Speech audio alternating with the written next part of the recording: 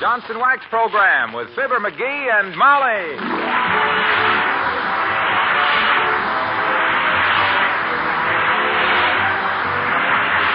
The makers of Johnson's Wax products for home and industry present Fibber McGee and Molly, written by Don Quinn and Phil Leslie, with music by the King's Men and Billy Mills Orchestra.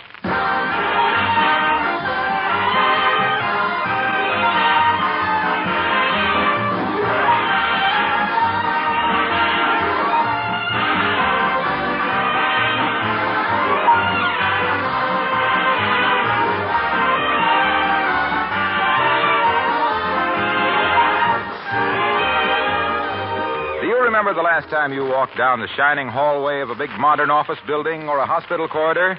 Did you stop to wonder how the floors in schools, hospitals, and public buildings are protected against the thousands of feet that tramp across them? How they're kept beautiful in spite of all that traffic? Well, if you were to look into the janitor's supply room in these buildings, you'd find Johnson's Wax polishes in a great many of them. Yes, those famous Johnson's Wax products are used in the maintenance of millions of square feet of such floors from coast to coast.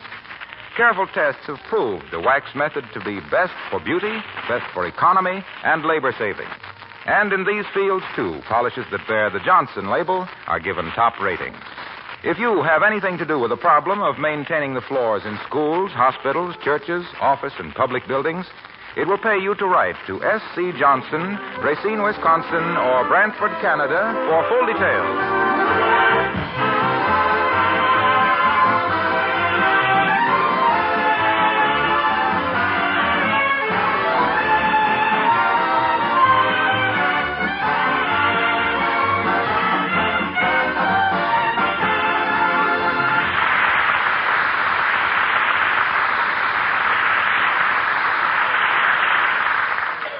Winter is a wonderful time of the year, if you care for that sort of thing. Some people like to stay home by the fire. Others like to go out and skate for hours on end. They don't even care which end. And here at 79 Wistful Vista are two of our favorite winter sports, Fibber McGee and Molly.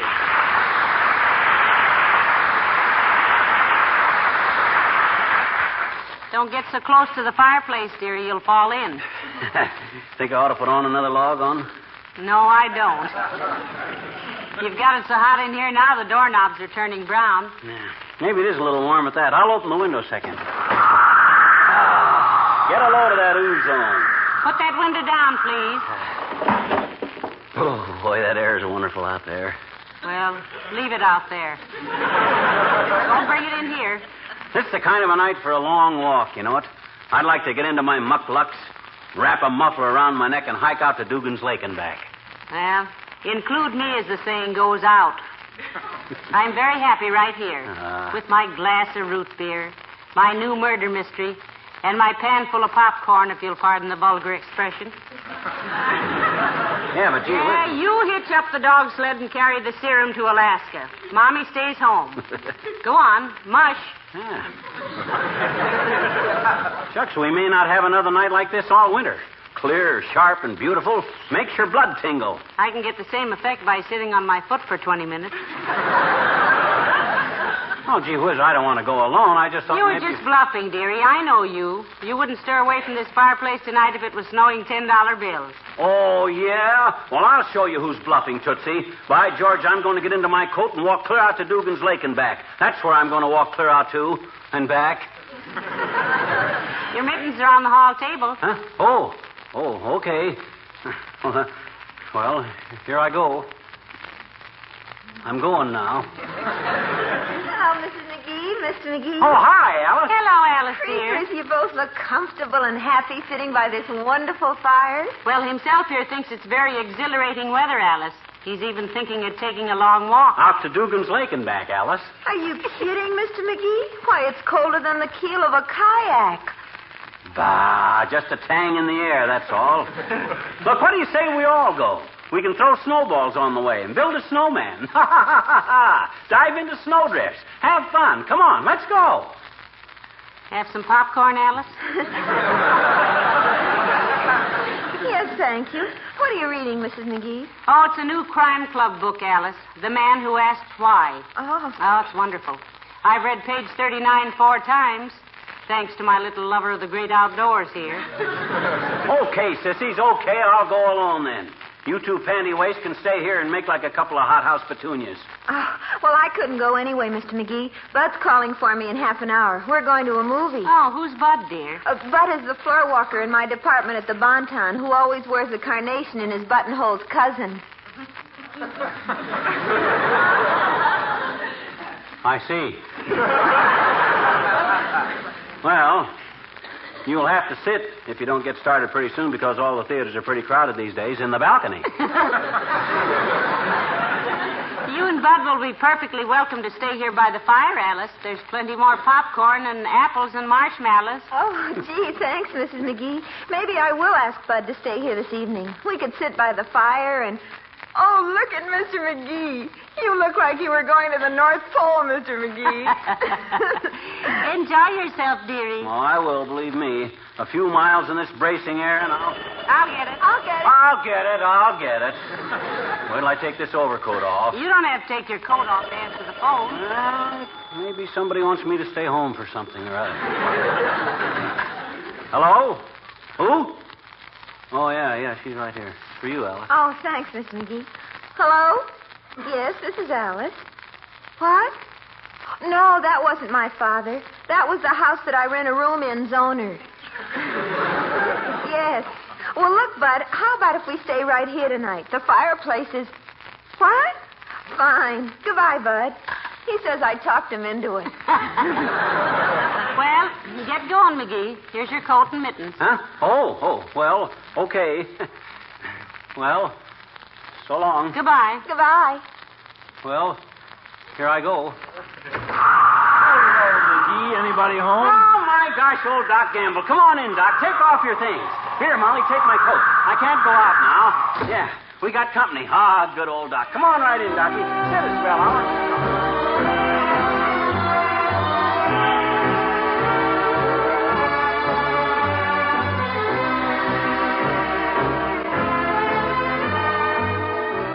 Well, this has all been very nice, but I don't want to upset any of your plans. I see little Bucklewart here is all dressed up to go out. Ah, forget it, Doc. Stick around. I'm just going out for a little stroll is all. Nothing important. A little stroll? In this blizzard? Why, your ears would drop off before you got to the corner.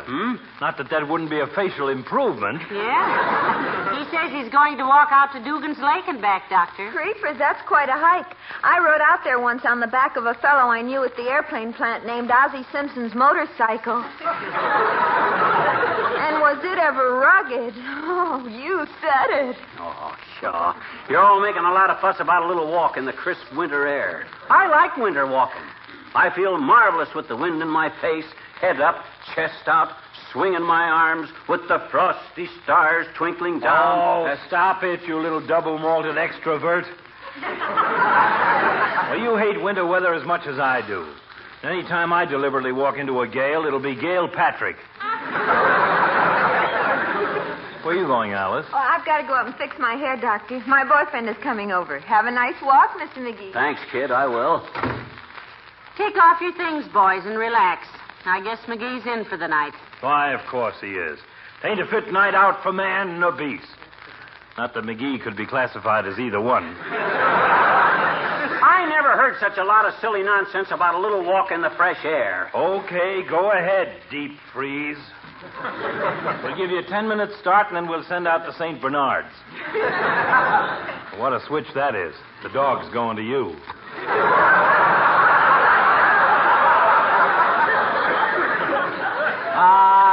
Ta-ta, I can take it. I got Indian blood in me. I'm 1/16th Potawatomi. You know, I think he really is, Doctor. Getcha. At least he dances much better alone than he does with me. Well, if he's 1/16th Indian, my mummy was an Egyptian. Well, what does it prove, anyway? It's just... That's for me. How do you know, Doctor? Anytime the weather gets below zero and I'm chatting comfortably in a warm home with friends and the phone rings, it's for me. Somebody's child has just swallowed a toy soldier, and I've got to go and demobilize him. Well, what'd you expect? Did you take up medicine so he could sit in your big fat office all the... I'll get it. 79 Wistful Vista, Molly McGee speaking. Who? Yes, he's right here. For you, Doctor. It is? Thank you. Gamble speaking. Yes. Well, yes, the bishop. Great Scott. Don't move him till I get there. Yes, I'll hurry. Hand me my coat and hat, McGee, quick. See you later, folks. Oh, my gosh, something serious, Doctor? Yes, when I left the hospital, I was in the middle of a chess game with one of the interns, and if he moves that bishop, I'm checkmated. Good night. Hold out there. Well, better put your hat and coat away, dearie. I knew you wouldn't really go for a walk tonight. No, you did you? You think that big fat pill pusher talked me out of it, did you? No, sir. He just got my back up. That's just what he got up. Hand me my mittens again. Here. Hey, wait a minute. You don't think I ought to stay till Alice's boyfriend gets here? Oh, no. You run along, or I'll begin to suspect you of deliberately stalling. Why, Molly, how could you think such a thing? Much less say it.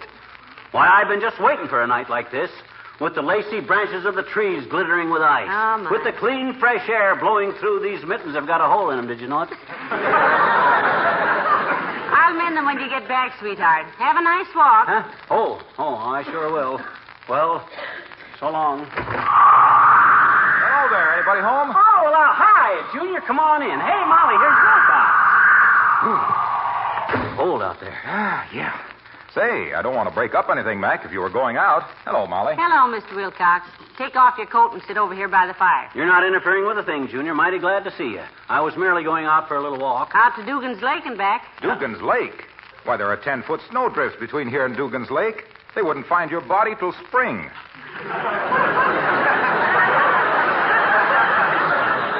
Why, it's so cold out, General Grant's statue is flapping his arms. Please, Junior, you know I don't like to hear people exaggerate. Anyway, cold weather don't frighten me. I was a fur trapper up north of Winnipeg for several years, you know that. And that's where they make the weather. I'll never forget one time. Here, let's take our coats off and be comfortable, Junior, huh? Okay. Yeah, that's it. I'll never forget the time I was running my trap line and I smacked into a blizzard 32 miles from my cabin. Gee, was it cold? Was it cold? Junior, it was so cold the teeth in my pocket comb were chattering. The smoke from my campfire froze solid before it got 5 feet in the air. No. Just kind of congealed and fell over on the ground. And that's what saved my life. Tell us about it, McGee, as if anybody could stop you. Well, sir, quick's a flash. I piled peat on the campfire. Peat? That's a kind of an inflammable turf, isn't it? Yeah, but I was referring to Pete Umguk, an Eskimo that was working with me that season. I threw Pete on the fire because he was wearing a sheepskin coat that would make a big smoke, you see. Well, sir, fast as the smoke froze and fell down, I'd grab it and start piling it up. You ever handle any frozen smoke? No, but we've heard a lot of hot air that was pretty solid.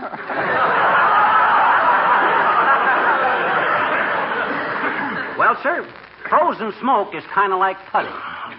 Quite pleasant to work with. And in 15 minutes, I'd build us a little igloo out of that frozen smoke that Pete and I lived in for 10 days. And that darn near cost us our lives. Why, pal? Did you inhale part of the ceiling? No, but me and Pete was playing a game of Red Dog when the thaw come. All of a sudden, there we was, strangling and gasping and coughing. That frozen smoke had melted and was choking us to death. Holding my breath, I grabs Pete and hauls him out into the open air. Then I rushes back into that cloud of smoke. Oh, dear.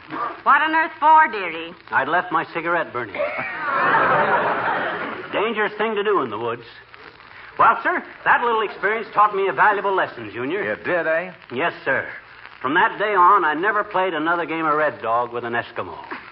Well, if you should trap a few seals on your way to Dugans Lake tonight, dearie, Mother could use a nice new coat, you know. Hey, are you serious about taking a walk tonight, Mac? I never been seriouser in my life, Junior. There's nothing better for the inside of a man than the outside of a house, I always say. Remember, all our famous men have been great walkers. Oh, I don't know, dearie. You know, Christopher Columbus rode a boat. Paul Revere rode a horse. And Fred Allen rides Jack Benny. Yes, and don't forget that for a while walking met a great deal of opposition, too. What do you mean, opposition? Whom from? Housewives. Uh-oh. Oh, how do you like that? I ran into that with my big fat eyes wide open. Why can't I ever... What I mean is, housewives used to complain about people walking over their kitchen linoleum, tracking it up with mud and snow and rain. But that was before they discovered Johnson's self-polishing glow coat. You're not whistling Dixie, Mr. Wilcox. Yes, you know that housewives now, they know that spilled things and foot tracks can be so easily and quickly wiped off a Johnson glow-coated linoleum. Why, now they welcome the milkman on a muddy day. Yeah, they do if he's got any butter, anyway. Otherwise, they might... In fact, you know, glow coat is one of the great labor-saving devices of the 20th century. No rubbing, no buffing. Just spread it around and let it dry. No fuss, no fume, no fret, no more popcorn.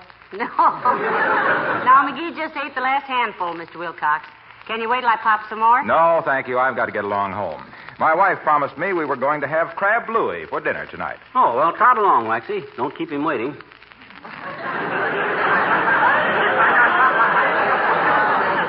Keep who waiting? This crab Louie, whoever he is. Oh, okay, pal. Good night, Molly. Good night, Mr. Wilcox. Oh, it's cold out there. And now for your information, dearie. Crab Louie is a kind of a salad. How do you know? You ever meet him? Not a him, it's a dish. Made of crab meat. Oh, I see. Did he invent it? Who? This guy, Louie. Louie who? Well, search me. I never met him. He's a friend of Wilcox's. Well, we'll ask them to bring him over some night. Sure. What do we care if he's a crab? We'll jolly him up a bit. Well, I suppose I better be making some more popcorn. No, dearie, I'll make the popcorn. You go on and take your walk. That is, if you weren't just kidding about it all this time. What do you mean, kidding? When I say I'm going to do something, I'm going to do it. Come anything or high water. Where's my overshoes? Ah, here they are. Are you really going, McGee? You betcha. And save a little popcorn for me. I won't be gone more than 3 or 4 hours. Nothing like a brisk hike in the winter air to give a guy an appetite. Well, so long now. Goodbye, Pet. Thank you, Mr. McGee. I was just about to ring the doorbell. Oh, well, look who's here. Hi, Trusty. I'm glad to see you. Come in. Hey, Molly, look who's here. It's it's Mrs. Carstairs. Do come in, Mrs. Carstairs. Shut that door, McGee, from either side. Carstairs, you'll never know how glad I am to see you. Shake hands and pardon my mittens. Thank you, Mr. McGee. Goodness, that fire feels good, Mrs. McGee. If I may quote my husband, I'm colder than a well-digger's memories. But am I detaining you, Mr. McGee? I see you're dressed to go out. Oh, no, nothing important, Carstairs. Just going out for a little stroll. Yes, out to Dugans Lake and back. Really? At 12 below zero? If you have a grudge against your insurance company, Mr. McGee, wouldn't it be simpler just to stand up in the bathtub and stick your wet finger into a light socket? I guess you underestimate me as an outdoors man, Carstairs. Did you know I was a fur trapper for several years up in the Saskatchewan country? Oh, dear. I'll never forget. One day I got caught in a terrific blizzard 32 miles from my cabin. Good heavens, Mr. McGee. Was it cold? Was it cold? My cow gave ice cream for 2 weeks. Amazing. Yes, it seems an utter impossibility. Anyway, Carstairs, here I was, caught in this terrific blizzard. Even the smoke from my campfire froze before it got 5 feet into the air. Just kind of congealed and fell to the ground. And that's what saved my life. Because quick's a flash, I piled peat on the fire, and when I got him going good...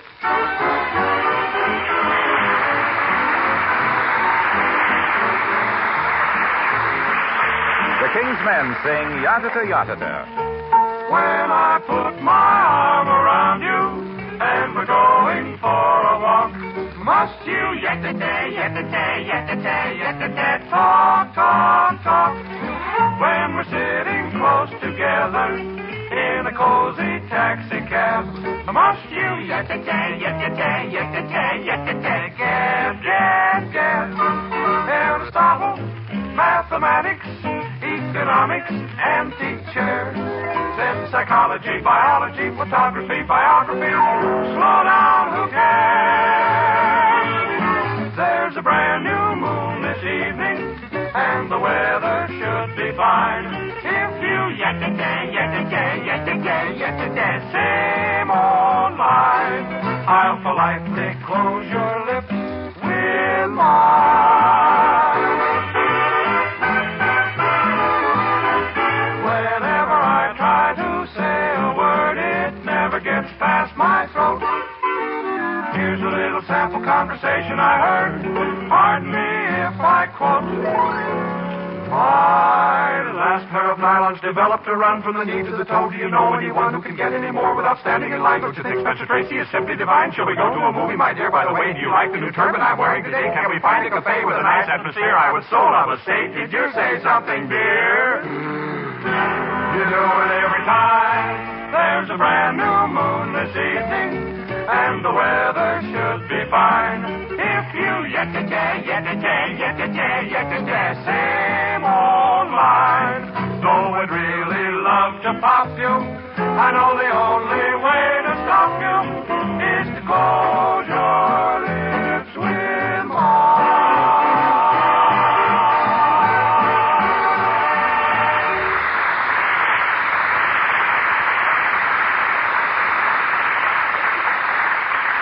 Yes, sir. And that little experience taught me a valuable lesson, Carsty. Did it indeed, Mr. McGee? Yes, sir. From that day on, I never played Red Dog with an Eskimo. Wasn't that an interesting experience, Mrs. Carstairs? It really was, my dear. And while it might seem incredible to some, I happen to know it's true.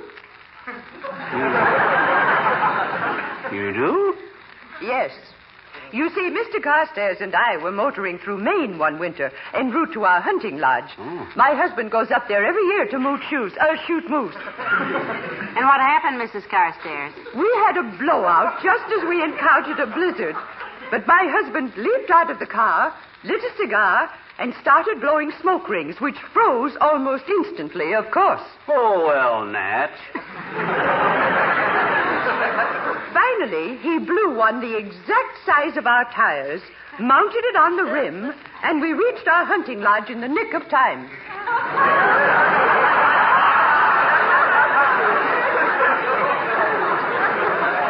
What did you do when it melted, Millicent? Oh, we're still using it, my dear. Yes, it's quite amusing how that tire has baffled our ration board. And do you know, every cold winter day since that time, my husband has smoked rough-cut tobacco. What for, Carsty? He's trying to blow a smoke ring with a tread on it.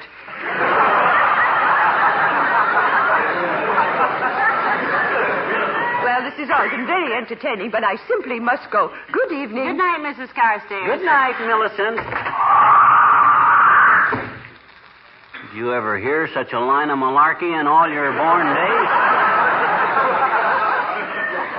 Who does she think she's kidding with that smoke ring stuff? Frozen smoke rings. Why, that's impossible. You know how some people exaggerate, dearie. Yeah. And you better get out of that overcoat. It's too late to go for a walk now. Too late for who? I ain't afraid of the dark. I said I was going to walk to Dugans Lake and back, and by George, I'm going to do it. And right now, too. Where's my mittens? Oh, here they are. Well, so long. Bless his brave little heart. He hates walking like a jockey and snow like the Miami Chamber of Commerce. But he'll trudge out to Dugan's Lake like a little man. Hey, Molly, look who I found coming up our front walk. Old civic virtue himself. Come on in, Latrivia. Old man, come on in. Quit shoving me, McGee. Good evening, Mr. Mayor. Good evening, Mrs. McGee, though it certainly is a bit a cold one. Yeah, it's cold, but it's stimulating, boy. I don't suppose you'd have a small glass of something to... My goodness, what's the matter with me? McGee, get his honor a nice cold glass of root beer. Why, sure. I'll... No. Thank you, anyway. Come to think of it, if I took any liquids, I'd clink all the way home. As I was saying to our street commissioner this morning, Bunderson, I said, this is the coldest... Incidentally, Latrivia, how much does he get a year? Who, the street commissioner? Ah. Well, you're a taxpayer, so I suppose you're entitled to the information. His salary is $7,500 per annum. How much is that a year? Per annum means per year, McGee. Oh. Well, is that in addition to his commissions, Latrivia? What commission? Any commissions. He's a commissioner, isn't he? Yes, but he doesn't work on commission. He gets a straight salary. Well, then why do they call him a commissioner? Because he belongs to the street commission, you idiot. Oh, he belongs to the commission, but the commissions don't belong to him, huh? Is that your idea of fair play, Latrivia? Guy works all year long earning commissions, and the city says no. You take your straight salary and like it. By George, I'm going to start an investigation, Latrivia, that'll stop... You go right ahead, McGee. I've been investigated by bigger dunderheads than you in my day, and if I... Now, there's no use flying into a rage, Mr. Mayor. Oh. I assure you the investigation will be fair and impartial. Certainly. All we want is a square deal for our public servants. Of course, but Man then... you- earns a commission, he's entitled to get a commission. But he doesn't Plus get- his salary. But he's not entitled to a commonary. As a member of the Common Council. What I mean to say is that the street... He's a... We all in the... that is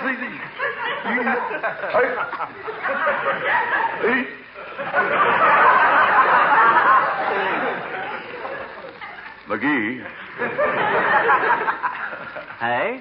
will you do me a favor? Why, of course he will, Mr. Mayor. Just name it, Latrivia.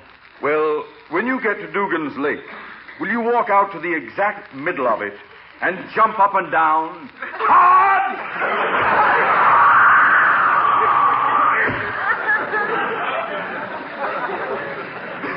Now, there goes a very thoughtless guy. I don't suppose he ever stopped to think what might happen if I jumped up and down on the ice on Dugans Lake. It's pretty thin out there in the middle. Fella could bust right through. Oh, well, he didn't know what he was saying, most likely. No. Look, dearie, if you're not going to Dugans Lake, and I wouldn't blame you if you didn't. What do you mean if I'm not going? Certainly I'm going, and right away, too. I got my backup about this thing, by George. I'll hate myself in the morning if I don't go through with it now. So long, baby. Wait a minute. Here's your mittens. Huh? Oh, thanks. Well, so long. Enjoy yourself, darling. Okay. Heavenly days. I do believe he's really going. Well, now, where was I? Oh, yes, page 39. The alley where the dead man had been found was a blind alleyway between a building...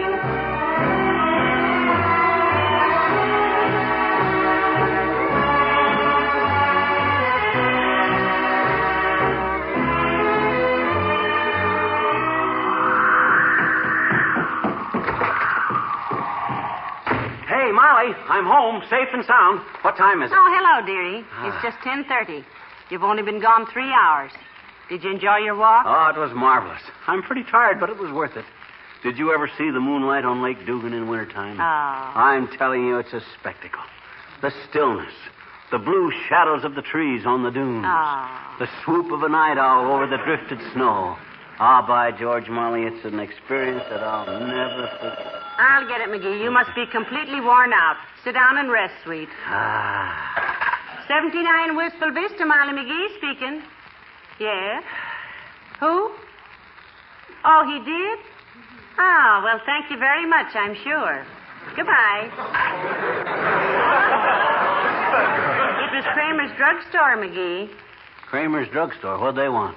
They said to tell you left your mittens on the pinball machine.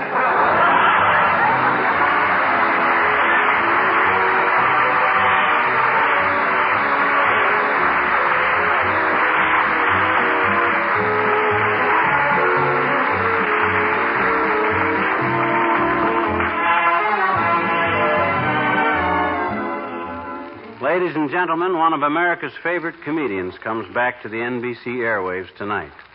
You'll hear him on his new show over most of these stations directly following Bob Hope. Yes, and we know you join us in wishing good luck and even greater success to Red Skelton. Red has spent 2 years in the Army, folks, doing a grand job of entertaining our men here on the high seas and in Europe. Red is one of the fortunate GIs who has an assured future. But there are thousands and thousands of men who will for many years be dependent on you and us for hospital care, for rehabilitation and return to civil life. And there's a debt of honor we owe the families of those who lost their lives in our service. The only way we can really pay these obligations is by our purchases of victory bonds, a profitable security for you and a much-needed loan to our country. Remember, it's strictly GI, government issue, a grand investment, and gratitude implied. Good night. Good night, all.